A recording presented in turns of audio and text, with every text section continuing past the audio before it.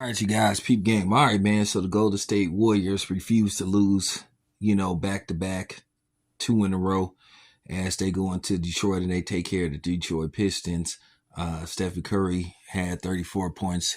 Stephen Curry is going to always be Stephen Curry as long as you have number 30 on your team. Your chances of winning any game are pretty damn good. But here's the problem that the Warriors need to do, and they need to start preparing for life after Stephen Curry. Stephen Curry will be 36, I think in April. So, you got to understand that, Stephen Curry, even though he's playing at a high level, um, you got to think that, the end is near, or you got to start preparing for, life after Stephen Curry. And I do think that the Warriors need to think about what they're going to do in the next 2 to 3 years. It is obvious that the Warriors are going to let Stephen Curry stay on the team pretty much for as long as he wants. I don't see Stephen Curry going to play anywhere else. I'd be shocked.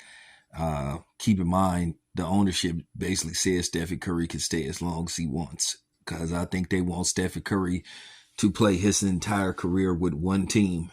But, at the end of the day, Stephen Curry is a first ballot Hall of Famer.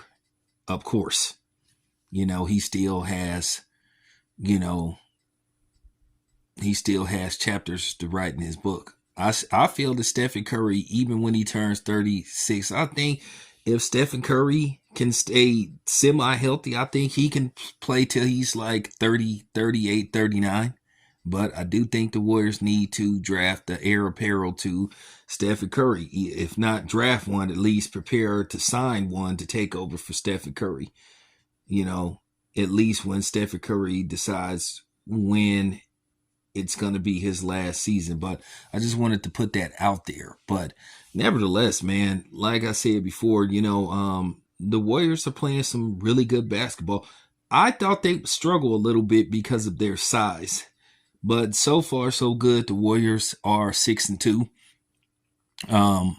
But you still got to see what happens when they play the bigger teams like the Celtics, of course, the Milwaukee Bucks and teams like that.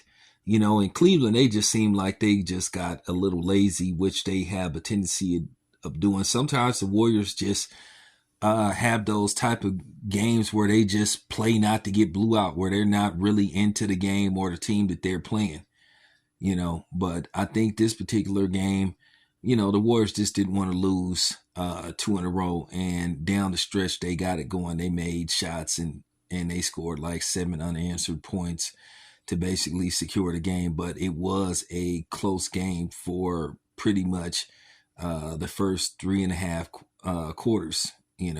They didn't let Detroit pull away, and then Detroit kept it close as well. So, they had back and forth lead changes. So, with that being said, it's still plenty of basketball to be played, but so far so good with the, smaller Golden State Warriors now.